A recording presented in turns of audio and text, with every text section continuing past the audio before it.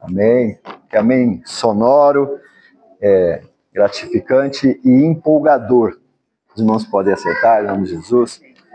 Sempre grato a Deus por estar com os irmãos.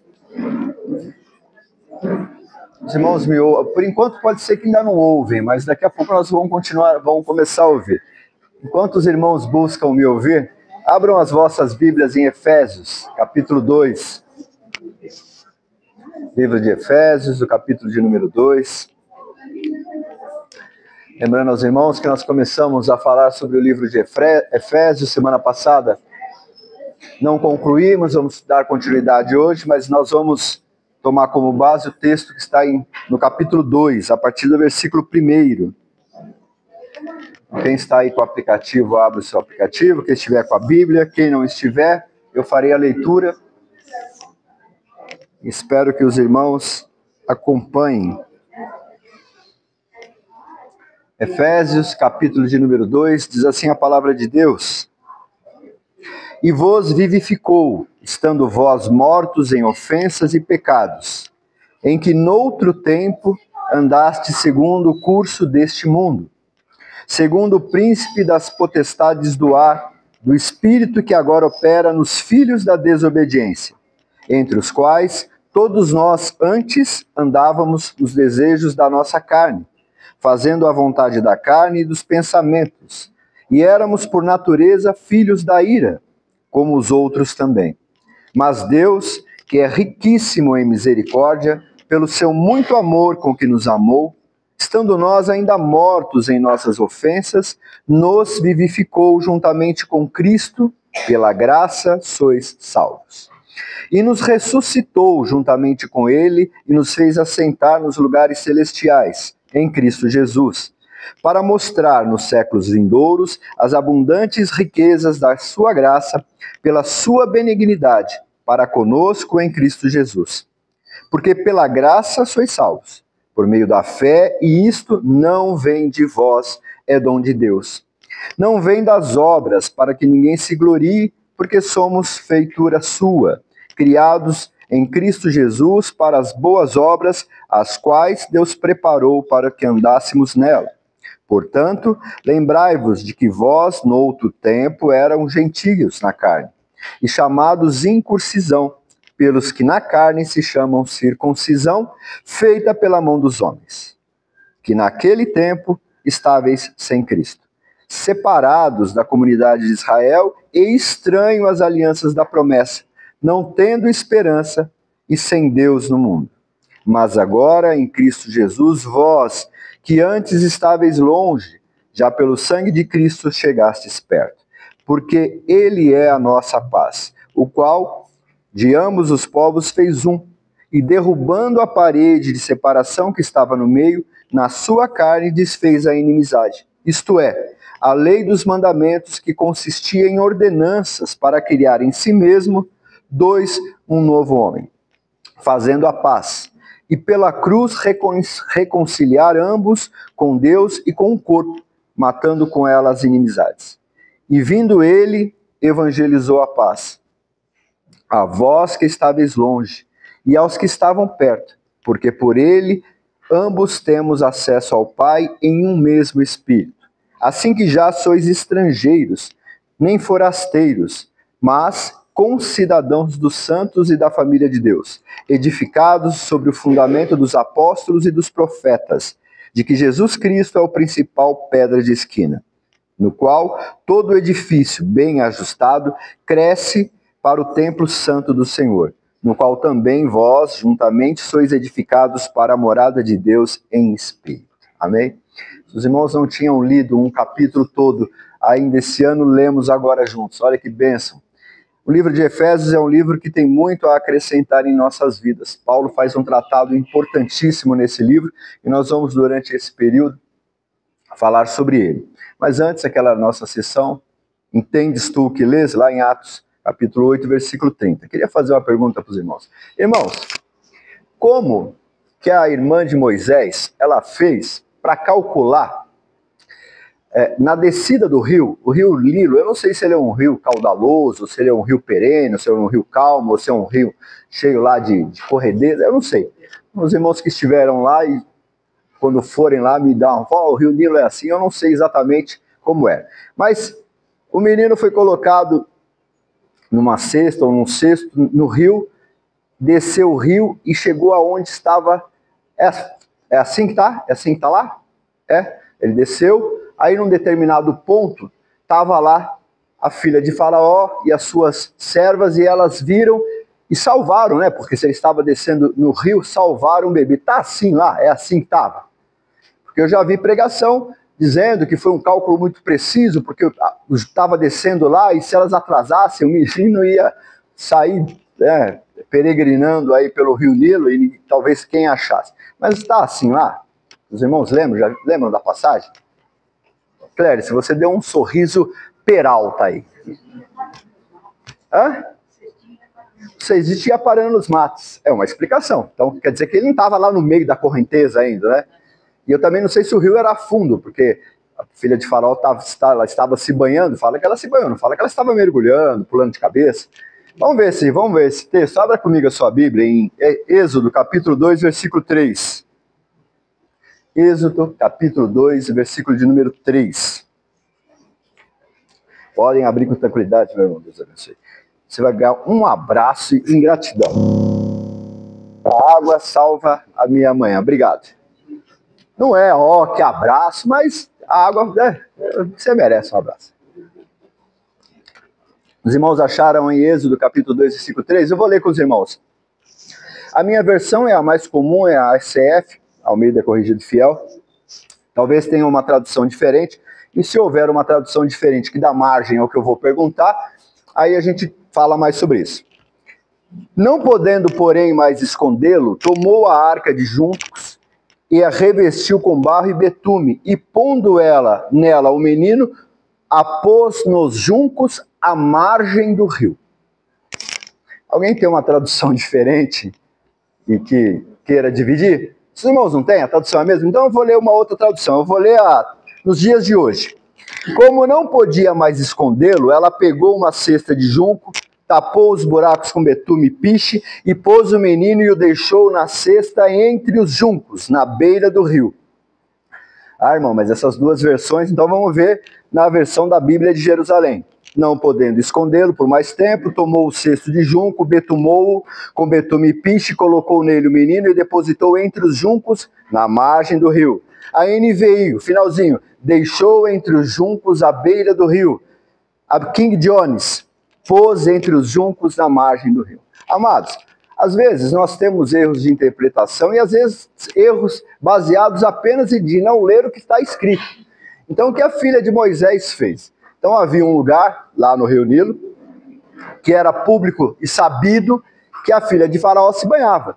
Porque ela não ia cada dia num lugar, ela se banhava próximo ao lugar onde ela estava. Então tinha um lugar do rio onde ela se banhava.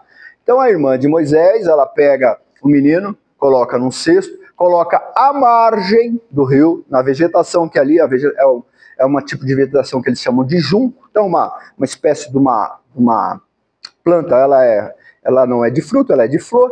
Então dá lá uns galhozinhos bonitinhos e ela colocou nos juncos à margem. Então nós temos que tomar um cuidado, porque algumas pregações, eu entendo que quer chamar atenção, eu entendo que quer trazer uma comoção maior, que quer mexer com o emocional, então coloca que o rio era caudaloso e vinha Moisés naquelas ondas, e aí a situação já estava periclitante, mas a ação poderosa de Deus fez que alguém pulasse lá e salvasse Moisés, aí você dá um glória, mas a coisa é um pouco mais simples. Ela colocou o menino na beira do rio. Então, em nenhum momento se atentou contra a integridade física de Moisés. Ele foi colocado num lugar seguro. A ideia era que alguém o encontrasse. E aí a Bíblia continua dizendo que as servas, elas passeavam, elas andavam à margem do rio e eles encontraram o menino e a história transcorreu. Então, alguns versículos nós temos que simplesmente ler o que está escrito e entender o que está escrito. Então não tem problema de exegese, não tem problemas de hermenêutica, é ler o que está escrito. Então, é fundamental que os irmãos acompanhem as leituras. Então, quando alguém, um pregador ou qualquer pessoa, fala, vou ler no livro tal, tendo condição, leia junto. Porque esse é um tipo de equívoco que é só ler o texto, à margem do rio. Então, a margem não é dentro, a margem não é Noa, a margem é do lado. Então, quando a gente fala assim, aquele fulano, aquele ciclano é um marginal, o que quer dizer isso? Quer dizer que nós temos uma maneira de agir, nós temos um comportamento e ele está à margem deste comportamento. Nós temos valores e quando nós falamos que aquela pessoa é marginal, significa que ela não segue aqueles valores, ela não pertence àqueles valores, ela está à margem, está ao lado, está próximo. Então a expressão marginal significa que está ao lado. Então, amados, quando ouvirem esse texto, não lembrem, Moisés em nenhum momento teve nenhum risco, ele estava à margem, foi colocado ali nos juncos, a irmã ficou olhando o que acontecia para tomar conta, e aí as pessoas que o encontraram tomaram conta de Moisés. Nós vamos falar sobre a carta de Éfeso, nós já começamos semana passada, então é uma das quatro cartas da prisão. Paulo ele escreveu 4 cartas estando preso. Refletíamos semana passada sobre o alcance que essas cartas elas têm na nossa vida. Se Paulo tivesse ficado esse período solto e viajando, talvez ele não tivesse oportunidade de escrever as cartas. Então essas cartas foi, mais uma vez, uma questão de estratégia e face da soberania de Deus. Efésios era uma cidade com cultura romana, era uma cidade portuária, então tinha muita gente passava por ali. Uma característica muito interessante é que lá eles tinham culto a Artemis, então havia uma grande estátua, uma grande obra lá, um grande monumento a Artemis, que era considerado uma das 7 maravilhas do mundo antigo, era uma coisa muito importante. A cidade também era turística, ela atraía muita gente para ir lá visitar essa obra, visitar esse monumento. Pessoas que comungavam daquela fé. Então, lá havia poderíamos dizer, um turismo religioso, assim como acontece aqui no Vale do Ribeira. Tem uma cidade aqui no Vale do Ribeira que tem lá também uma catedral e muita gente peregrina até lá. Então as pessoas que vão até lá comungam daquela fé. Então a cidade de Éfeso recebia muitas pessoas que vinham até a cidade buscando... Na época não tinha tirar foto, então eu creio que naquela época não paravam em frente ao celular, em frente ao monumento lá e tiravam selfie. Isso é um costume nosso. Mas eles compravam, a cidade tinha um comércio muito pujante na venda de lembranças, souvenirs sobre essa deusa. Então a cidade, isso movimentava muito o comércio da cidade.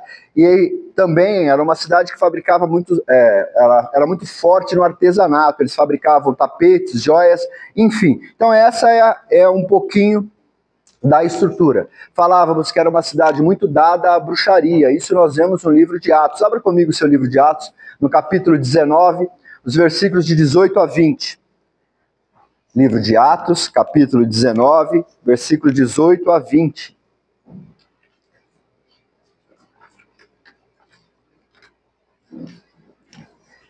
Atos, capítulo 19, versículos 18 a 20.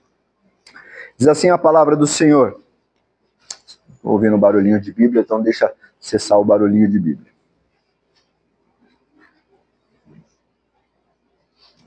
Atos, capítulo 19, versículo 18 e 20. E muitos dos que tinham crido vinham confessando e publicando os seus feitos. Também muitos que seguiam artes mágicas trouxeram os seus livros e os queimaram na presença de todos. E foi feita a conta do seu preço. Acharam que montava 150.000 peças de prata. Assim a palavra do Senhor crescia poderosamente e prevalecia. Então observe o impacto, inclusive financeiro, que a pregação do Evangelho teve em Éfeso. Eles vendiam muitos livros, eles vendiam muitos souvenirs, e a conversão ao Evangelho faria com que eles mudassem essa prática. Eles deixariam de vender livros e deixariam de vender lá suas estatuetas. Então observem o poder transformador. Pessoas que ganhavam a vida fazendo isso abriram mão para seguir o Evangelho de Cristo. Então observem que essa é o poder transformador da palavra. Nós vimos que a carta aos Efésios ela tem alguns propósitos. Ela fala sobre a graça, sobre a unidade da igreja, fala sobre a soberania de Deus, sobre sermos uma nova criação em Cristo, sobre espiritualidade e sobre a igreja. E semana passada nós tínhamos 3 tópicos que nós havíamos selecionado. Falar sobre a gratidão a Deus, falar sobre a busca pela santidade e falar sobre a confiança na soberania de Deus. Semana passada nós só avançamos na gratidão. Durante todo o nosso período semana passada nós falamos em ser gratos a Deus. Talvez é um dos assuntos mais impactantes para as nossas vidas, é ser gratos a Deus. Então semana passada nós falamos sobre isso. E hoje nós vamos falar, terminando o assunto da semana passada, sobre buscar santidade e confiar na soberania de Deus. Abra comigo a sua Bíblia em Efésios, capítulo 1 e o versículo de número 4. Efésios, capítulo 1, versículo de número 4.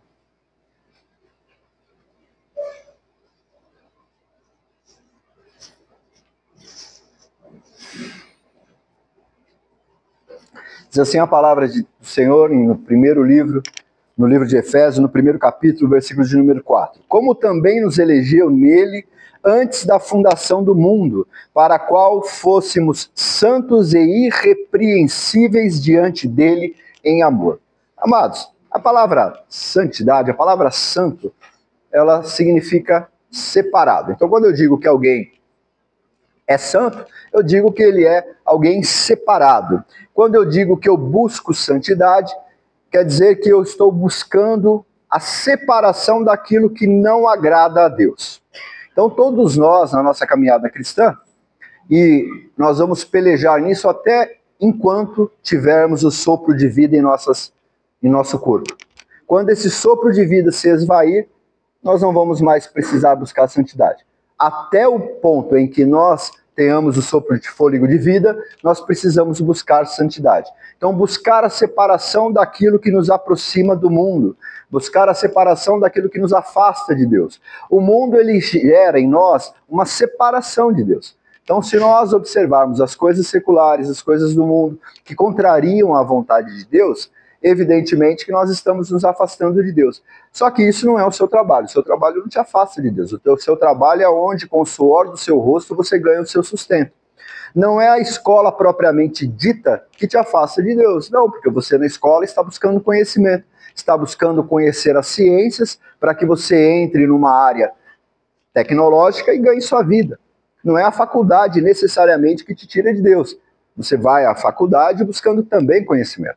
Então, são as coisas que são oferecidas nesses ambientes e nos demais. Quando você vai a um parque, não é o parque por si só que te afasta de Deus. É o que pode acontecer lá se você não vigiar. Então é esse cuidado nos diversos ambientes e locais que nós estamos é que merecem cuidado. Porque o ambiente por si só, sem pessoas, é um ambiente seguro. Se você for em qualquer lugar que estiver vazio, ali não oferece perigo nenhum. Mas se houver pessoas manifestando opiniões, hábitos, valores que afastam-nos da presença de Deus, isso coloca-nos em risco. Então, quando fala-se que nós buscamos a santidade, significa que nós estamos buscando nos separar dessas coisas que nos levam à lembrança do velho homem. Efésios fala bastante disso. No outro tempo. Então, Paulo, tratando com a igreja de Cristo, ele fala no outro tempo. Ele não fala, você é isso, você é aquilo. Ele não acusa ninguém de não estar observando os princípios da santidade. Ele diz assim, no outro tempo nós éramos. Ele faz sempre a menção a no outro tempo. Então, no outro tempo, nós não éramos santos e irrepreensíveis na presença de Deus. Neste tempo, nós devemos ser. E como que eu faço isso, amados? Porque isso não é algo que eu alcanço, não é uma colina que eu subo e chego no topo. Tem lá o Monte do Everest, talvez o mais alto, se contarmos apenas da superfície para cima. Se nós contarmos da superfície para baixo, no caso dos mares, nós temos montanhas mais altas. Mas se nós contarmos apenas da superfície para cima, o Everest é muito alto. E por mais que seja difícil, há uma quantidade, centenas de pessoas, talvez não milhares, mas centenas de pessoas conseguiram chegar lá em cima, com toda a dificuldade. Com dificuldades de clima, dificuldades de questões físicas, de acesso. Então, as pessoas passam alguns anos e anos tentando subir lá em cima. Alguns morrem nessa busca, mas alguns alcançam. a santidade, nós vamos militar até o nosso último dia. E nós vamos galgando degraus, nós vamos melhorando, nós vamos olhando para Cristo, nos baseando nele, nos espelhando nele, vamos crescendo na graça e no conhecimento. Mas não é o Everest, nós talvez não subamos ao cume. E as pessoas que chegam no cume do Everest é interessante, eles chegam lá em cima, dá aquela espreguiçada, olha aquilo e desce. Porque não tem tempo para ficar lá em cima. Eles não podem acampar lá em cima, ficar lá uns 15 dias curtindo a vista, não.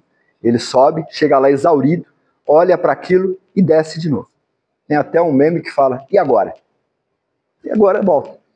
A santidade não. A santidade nós vamos buscando, buscando, buscando, e ainda que não cheguemos no cume, mas nós vamos ouvir, vem benditos de meu Pai. Então a busca pela santidade, você vai ganhar o vinde bendito de meu Pai. E isso não terá preço, é uma eternidade com Cristo. Mas eu tenho que buscar a santidade. Esse Everest, que é a distância que me separa, que vai me separar do mundo, quanto mais alto eu subo no meu Everest da santidade, mais longe eu estou da superfície que representa o mundo. Mas como eu faço isso? Eu faço isso orando. Eu faço isso pedindo misericórdia ao Senhor. Eu faço isso pedindo que o Senhor me tome pelas tuas mãos. Eu faço isso pedindo que Ele me encha do seu Espírito, que Ele me encha de sabedoria, que Ele me encha de temor, que Ele me encha de vontade de estar na igreja. Então a oração é, sim, uma das ferramentas que eu preciso para subir o meu Everest da santidade.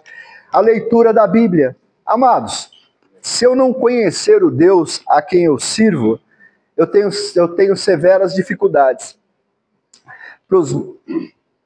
Para aqueles que são mais afeitos às redes sociais, hoje nós recebemos, tanto no WhatsApp ou nas redes sociais, nós recebemos cortes. O que são cortes?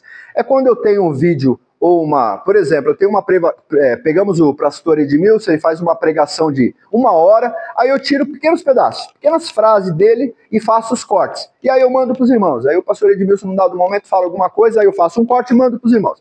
Aí os irmãos veem só aquele corte. Isso está cada vez mais comum, cada vez mais comum. Só que o problema é que tudo tem que ter um contexto. E algumas pregações que nós ouvimos são só cortes. Então você pega lá um salmo que diz assim, que darei eu ao Senhor por todos os benefícios que Ele tem me dado. E a gente marca esse versículo. Mas o que o salmista fala no decorrer do versículo? Porque aquele versículo está embasado no contexto de tudo que ele disse.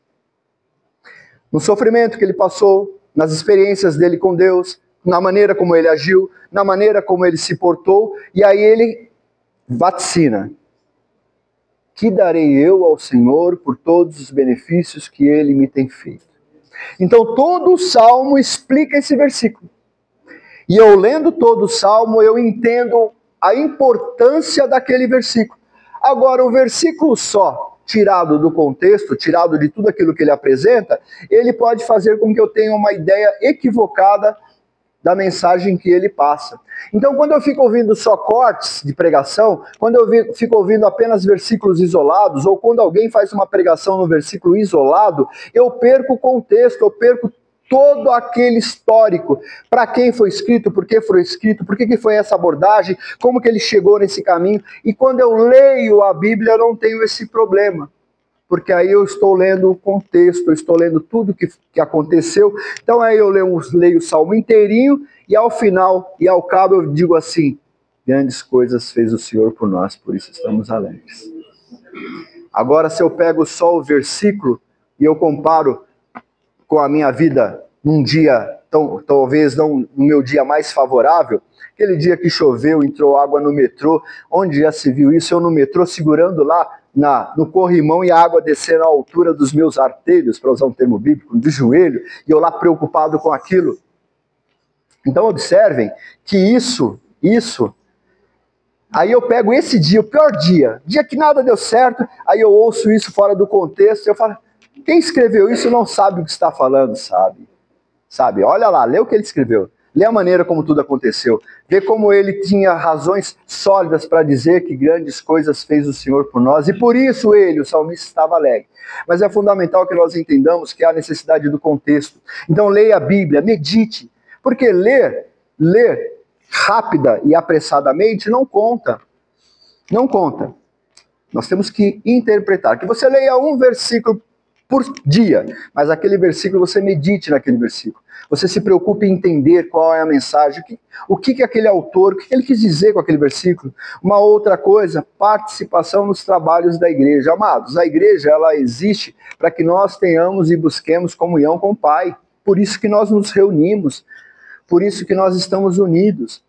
Então, se eu não participo, se eu não ouço, eu toda vez, quando eu vejo o encerramento do período de oração para a escola bíblica dominical, nosso irmão está orando.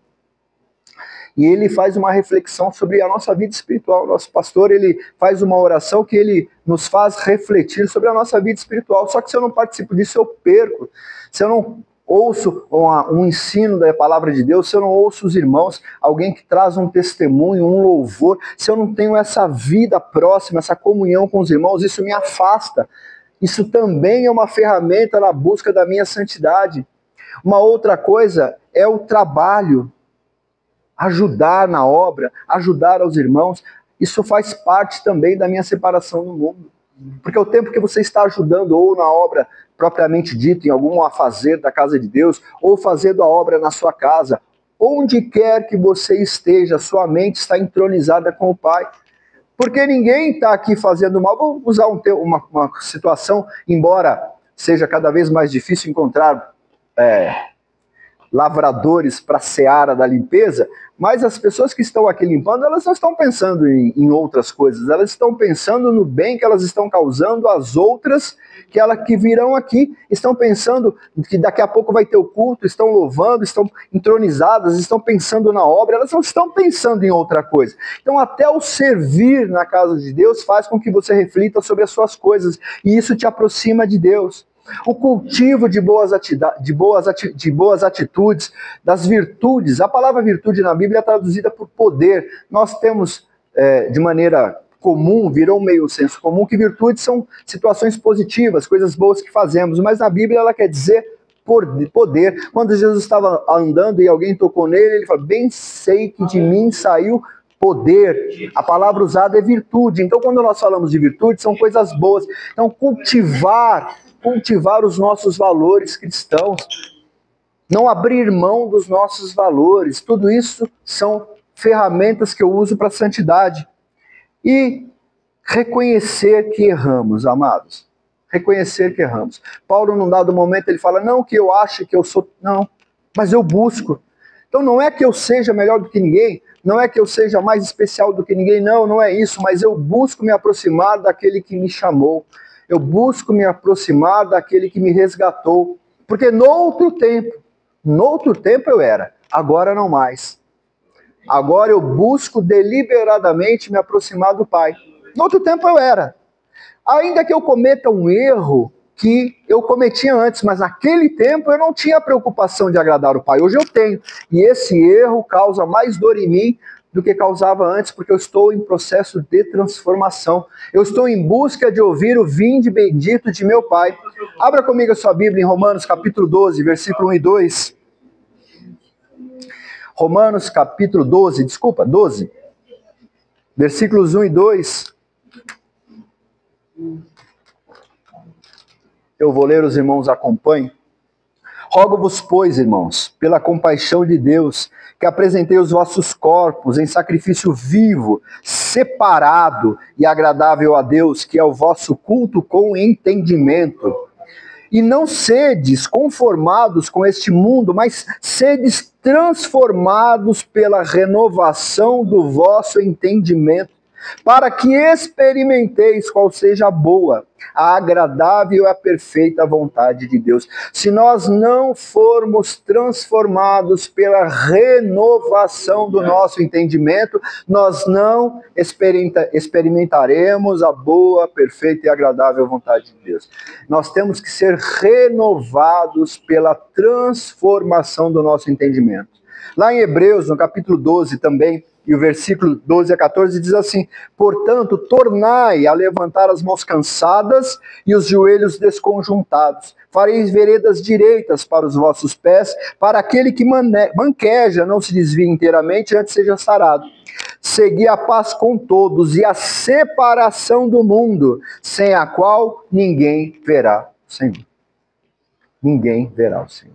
Então, quando o autor aos Hebreus, ele chega nesse trecho, então ele faz uma menção velada, uma menção oculta sobre um perfil de alguém que dobrava o seu joelho, alguém que clamava ao Senhor. O ato de levantar as mãos significa clamor, significa que eu, de uma maneira não verbal, estou pedindo a Deus que Ele se aproxime. Os irmãos têm, às vezes, o hábito, têm a vontade de, no louvor, levantar as mãos, ou numa determinada situação de aceitação, você levantar as mãos.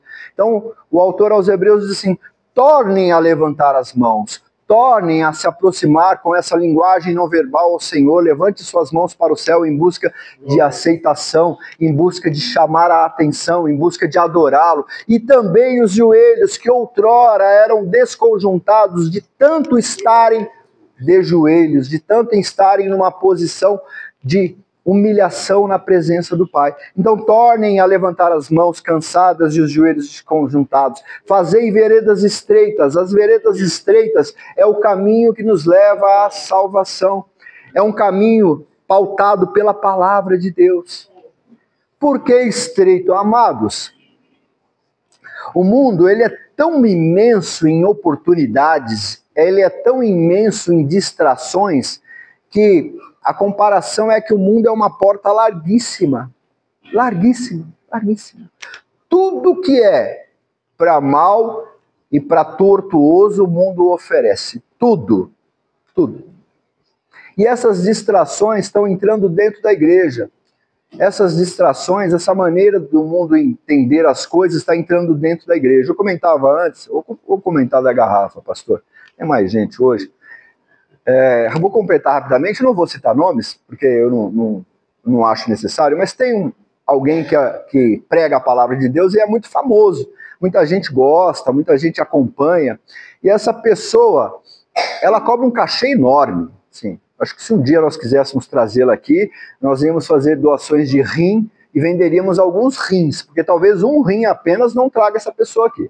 Porque ela, assim, o cachê dela é imenso. E aí ela estava fazendo uma pregação no livro de Tiago, falando sobre o refrear a língua. E ela falava da importância de nós tomarmos cuidado com o que falamos, com as respostas. A Bíblia fala lá em Provérbios que uma resposta dura, ela faz com que a discussão se avolume. Mas uma resposta branda, tranquila, ela diminui a discussão. E ela estava falando sobre essas coisas. E ela estava com uma garrafa d'água de marca, uma marca muito conhecida, e estava muito claro qual é a garrafa. E ela segurando a garrafa, e ela falando. Aí ela disse num dado momento, ela disse, eu vou ensinar para vocês, olha, quando vocês estiverem para brigar com alguém, pega a sua garrafa da marca, enche a boca de água, e a pessoa está falando e você está com a boca cheia d'água. Enquanto você estiver com a boca cheia d'água, você não consegue falar. Aí você não vai falar. E aí você não vai brigar. E aí todo mundo pensou assim, é uma estratégia, né? Já pensou se quando você fosse falar alguma coisa brava, você tomasse uma água, você hidrataria o seu corpo, e ao mesmo tempo, naquele momento, você não daria uma resposta. Mas o problema não, o problema é que ela estava fazendo merchandising. Estava fazendo propaganda, usando o púlpito para fazer propaganda. Por quê? Porque ela tem milhares, não sei se eu não olhei lá no status dela se ela tem milhões, mas ela tem milhares de seguidores. E aí a marca vai se interessar por ela, porque tem um outro youtuber que fez a vida fazendo isso. Ele ficou milionário fazendo isso, ele começou com uma determinada marca e ele ficou milionário. Depois eu te falo em off. Porque se eu falar o nome, todo mundo aqui vai passar a seguir ela e ela atingiu o objetivo. Ela, a pessoa. Viu? Ela, a pessoa. Então se eu falo o nome dela, de cada 5, 6 vai clicar lá. Eu vou seguir ela só de raiva. Aí ela vai usar o público para fazer mais propaganda ainda. Mas onde eu quero chegar, irmãos? Enganadores. Enganadores. Enganadores. Ontem nós tivemos uma reunião aqui, eu participei de uma reunião, que bênção, me convidaram para uma reunião, ontem eu estava participando aqui, eu estava ouvindo, e eu aprendi ontem da importância do trabalho dos nossos irmãos que trabalham com as crianças. Eu não tinha ideia, eu fiquei impressionado, e se você não tem ideia também, faça como eu, quando tiver uma situação dessa, que alguém estiver ensinando sobre o que as nossas irmãs e os nossos irmãos fazem com as nossas crianças, você ficará impressionado. Eu fiquei impressionado. Amados, eles me explicaram, eles ensinam às nossas crianças transformação de vidas, não é brincar. Coisas tremendas são ensinadas ali. Eu vi testemunhos de você voltar a levantar as suas mãos cansadas e dobrar os seus joelhos desconjuntados de alegria. De ouvir que uma criança foi impactada, chegou para a mamãe com toda a singeleza de coração e olhou nos olhos dela e disse: mamãe, Jesus morreu por mim. Glória a Deus. Amados, isso é de arrepiar. E é onde? No depósito? Não é um depósito de criança. Quando você traz seu filho e leva ele para lá, ele está sendo ensinado a palavra de Deus. Ele está sendo ensinado a se separar do mundo. Ele está aprendendo sobre santidade, ele está aprendendo a ser separado de tudo isso que o mundo oferece. Essa é uma ferramenta poderosíssima na mão dos nossos irmãos. Eu fiquei impactado. Eu fiquei impactado em ouvir dos irmãos ontem o que eles fazem ali. E se você não sabe o trabalho que os irmãos fazem ali, acompanha, vai lá visitar. A hora que nossa irmã, que você olha, fala, aquela ali é professorinha das crianças. Professorinha das crianças não, ela é professorona. Ela é uma mestre. Ela é alguém que o Senhor levantou para cuidar das nossas crianças. Quando você estiver com o seu joelho desconjuntado no chão, suas mãos levantadas, ore assim: Senhor, abençoa aquelas irmãs, aqueles irmãos que trabalham com os nossos filhos, porque eles estão fazendo com que eles enveredem no caminho estreito, que eles façam veredas estreitas, buscando a santidade. Abra comigo a sua Bíblia, 1 Pedro, no capítulo 1, os versículos de 13 a 16. Já vi que eu não vou acabar o segundo ponto, a culpa é dos irmãos que ficam me interrompendo. Estou brincando. 1 Pedro, capítulo 1, versículo 13 a 16, diz assim: portanto, cingindo os lombos do vosso entendimento, sede sóbrios, e esperai inteiramente na graça que se vos ofereceu na revelação de Jesus Cristo, como filhos obedientes, não vos conformando com as concupiscências que antes havia em nossa ignorância. Mas como é separado aquele que vos chamou, sede vós também separados em toda a vossa maneira de viver, porque está escrito: sede separado, porque eu sou separado. Então, todas as vezes que eu usei o separado, estava a palavra santo, mas alguns podem dar até como desculpa, dizendo assim: mas como que eu vou ser santo? Eu não sou santo. Santo é só aquele que me chamou. Então seja separado. Seja separado. Então, quando alguém fala assim para você: você não anda no meio nosso porque você é santo? Não, porque eu sou separado. Separado por um que deu a sua vida por mim na cruz. E ele disse que eu tinha que me separar.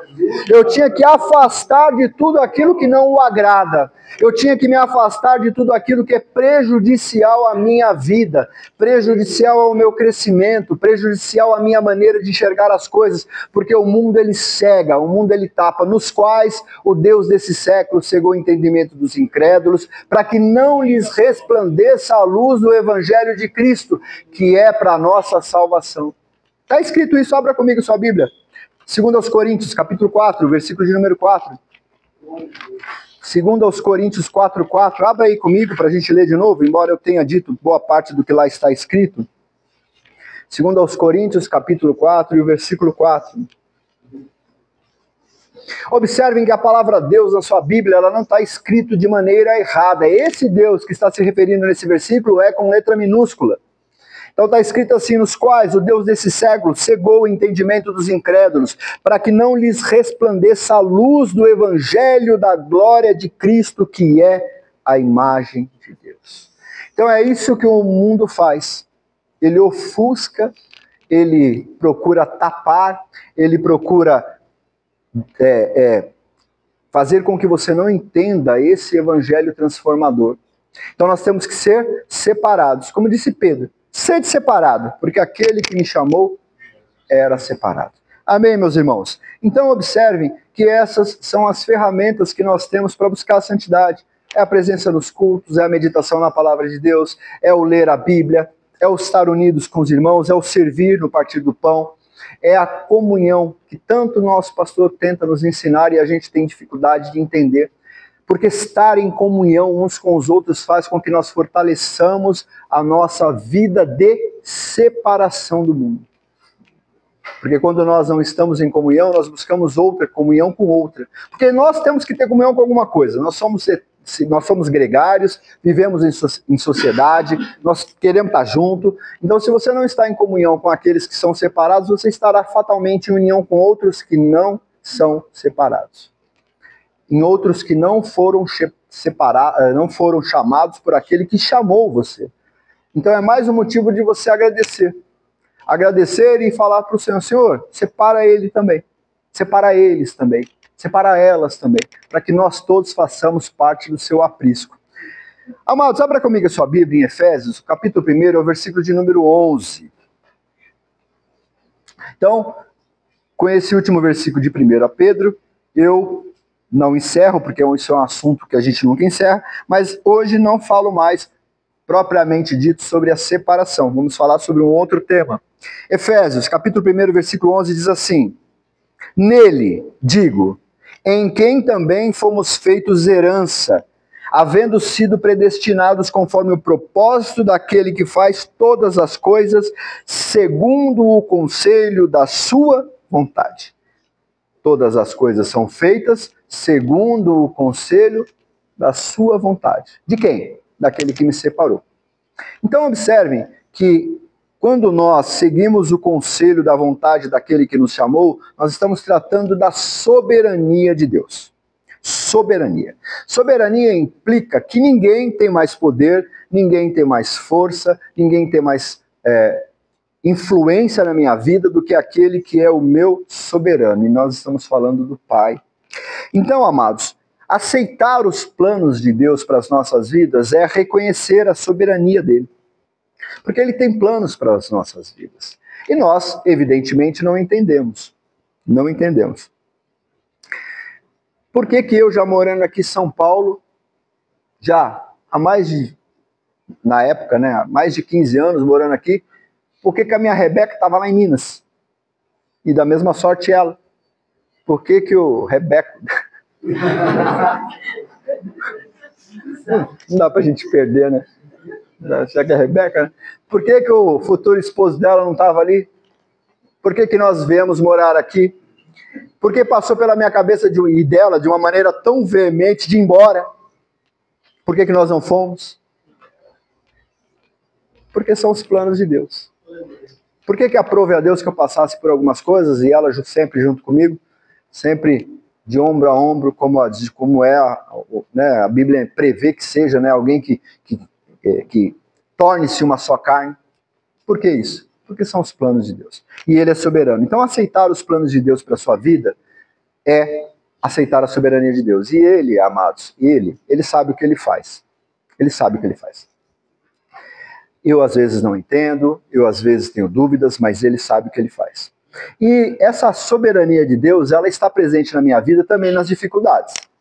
Também, Ele não deixa de ser soberano porque eu estou passando por um momento difícil. Não deixa. Antes, ao contrário, Ele está passando comigo. Ele está comigo. A sua mão está estendida sobre a minha vida. Mas eu sou resultado de todas as situações que eu vivi na vida. Quando você é grato a Deus, que a gente entra pelas aquelas portas e você fala, Senhor, obrigado por mais um dia ter estado aqui. Tudo aquilo que você passou na vida, todas as experiências, elas te impulsionam para você entrar mais uma vez por aqui. Tudo. Sem tirar nem pôr. Porque quando você entra e agradece a Deus, significa que tudo que ficou para trás não te matou. Então te deu força. E essa força te impulsionou para você entrar mais uma vez. Então observem que temos que ter confianças em Deus. Aprender com as circunstâncias. Problemas acontecem, nos entristecem, é assim que acontece. Mas o problema maior é o que eu faço com essa experiência que eu vivi.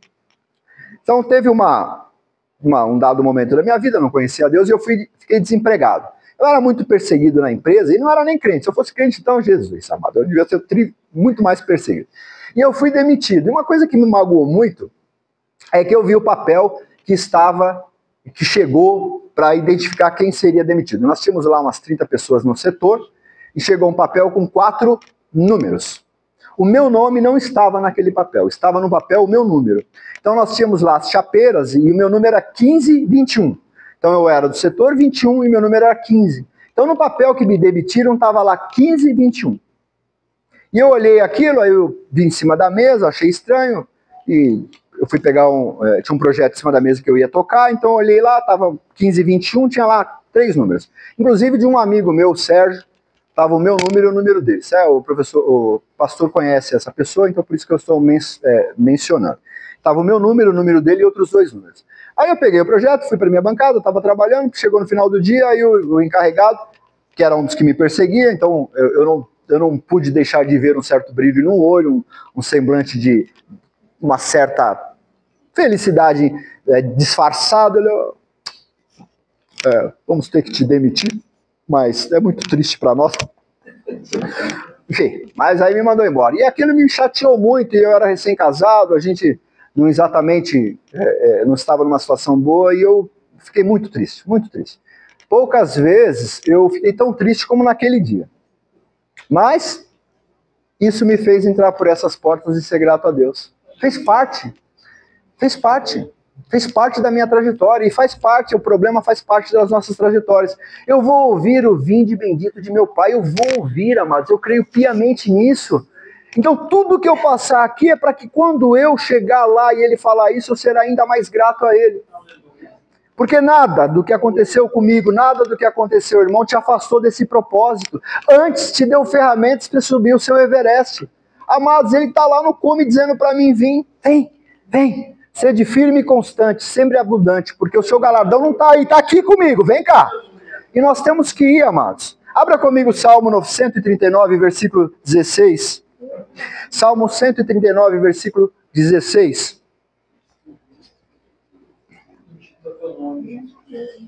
Diz assim: os teus olhos viram o meu corpo ainda informe, e no teu livro todas estas coisas foram escritas, as quais em continuação foram formadas quando nem ainda uma delas havia. Amados, eu fico impressionado quando a mulher ela está gestante e ela vai ao médico fazer o acompanhamento natural e necessário, e ela vai fazer o ultrassom. Aí o médico coloca lá um creminho gelado, que é daquela assim, né, aquele gel. Não, irmã Elisângela, vamos pensar numa maquininha que dá esquentada naquele gel lá, quando a gente vai fazer... tá um frio danado, isso aí, porque lá, que negócio, vamos dar esquentada naquilo, tanta tecnologia, esquenta aquele negócio lá para ficar quentinho, agradável. Já tem o gel quente. Enfim, mas aí ele coloca aquele aparelhinho e aí vê lá o coraçãozinho. Aí fica a mamãe e o papai, que coraçãozinho lindo. É questionável. É lindo o todo, né? Mas a figura praticamente é meio questionável. Isso é lindo. Mas tá lá. Olha o olhinho do pai. Não dá pra ver nada. Olha lá. Mas onde eu quero chegar? O Senhor já te viu lá. Ele viu você ainda informe. Amados, esse é o nosso Deus. Depois de tantos milhares de anos, criou-se uma tecnologia que dá para enxergar lá. Mas só que lá ele já está com forma. Ainda que seja uma forminha que parece um feijãozinho, mas ele está em forma. O Senhor te viu ainda informe, sem forma. Olha o Deus que nós servimos, que é o que está me chamando de cima do morro. Vem, sobe. Subiu o quê? A montanha da separação, da santidade. Abra comigo a sua Bíblia em Jeremias, capítulo 29, versículo 11. Jeremias, capítulo 29, versículo 11. Diz assim a palavra do Senhor: porque eu bem sei os pensamentos que tenho a vosso respeito, diz o Senhor, pensamentos de paz e não de mal, para vos dar o fim que esperais. Amados, eu já vi, a gente, depois de uns 5, 6 anos de convertido como eu tenho, vocês não podem achar, mas eu tenho uns 5 anos já que me converti, né? Então, a gente vê muita coisa. Então, esse versículo, para dar o fim que vos esperais. E aí faz lá uma pregação emocionada. Irmãos, ele vai te dar o fim que você espera. Receba, irmãos, o fim que você espera. A pergunta que eu faço, ela antecede esse momento de descontração, esse momento de emocionalismo. Qual o fim que você espera? Se o fim que você espera tem 4 rodas, freio ABS, uma multimídia de 14, não é isso que ele está falando. Se o fim que você espera é um sobrado com 4 quartos, 3 suítes, 6 banheiros, para você gastar uma grana de material de limpeza, não é disso que ele está falando. Ele está falando que o fim que você espera é subir o morro da santidade, chegar lá e ouvir: vinde benditos do meu Pai. Esse é o fim que você deve esperar. Se o fim que você espera é diferente disso, eu não posso fazer uma pregação emocionada em cima desse versículo. Porque ele não está falando que ele vai te acrescentar. Então observem, amados, que nós tem que estar claro para nós o que nós queremos. O que nós queremos. O que eu quero? Estar com ele? Então os pensamentos dele são de paz e não de mal. São de bem, para dar o fim que eu espero. É estar com ele na glória. Estar com ele nas mansões celestiais. É estar com ele por toda a eternidade. Esse é o fim que eu espero. Agora, se o fim que eu espero é nesta esfera, é nesse mundo, é no meu dia a dia, então não é disso que ele está falando. Jesus, ele disse o seguinte, que tudo que você pedir, se for da vontade do Pai, será feito. Por quê? Porque ele quer te dar o fim e coisas de bem e não de mal. Coisas de paz. Para que o fim seja aquele que você espera. Então, observem que isso está dentro, está no poder, está nas mãos do Senhor. Isso é parte da soberania dele. E eu tenho que entender que assim o é. Abra comigo a sua Bíblia em Romanos, capítulo 8, versículo de número 28. Esse versículo também é um versículo amado. Amado.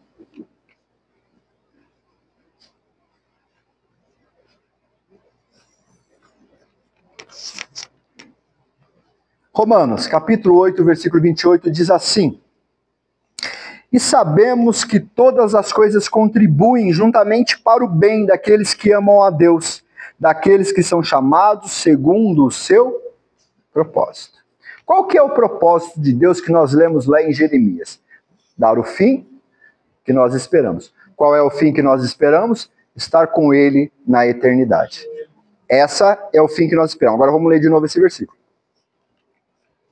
E sabemos que todas as coisas contribuem juntamente para o bem daqueles que amam a Deus, daqueles que são chamados segundo o seu propósito. Qual? De me levar para morar com ele. Esse é o propósito. Esse é o propósito. Então, nós nunca podemos perder de vista que quem escreveu a carta aos Romanos, aos Colossenses, aos Filipenses, foi o mesmo autor, Paulo, por intermédio da unção e inspiração do Espírito Santo. Então, nós temos um outro versículo de Paulo que diz assim: posso todas as coisas naquele que me fortalece. Quais todas as coisas?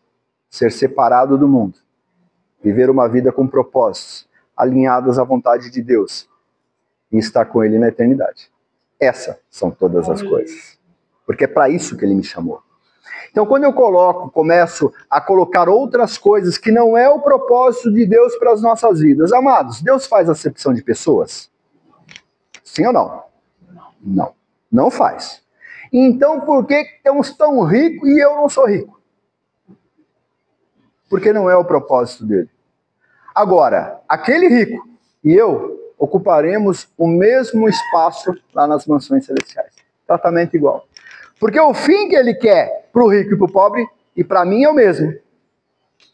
Morar com ele. Desde que nós subamos a montanha da separação.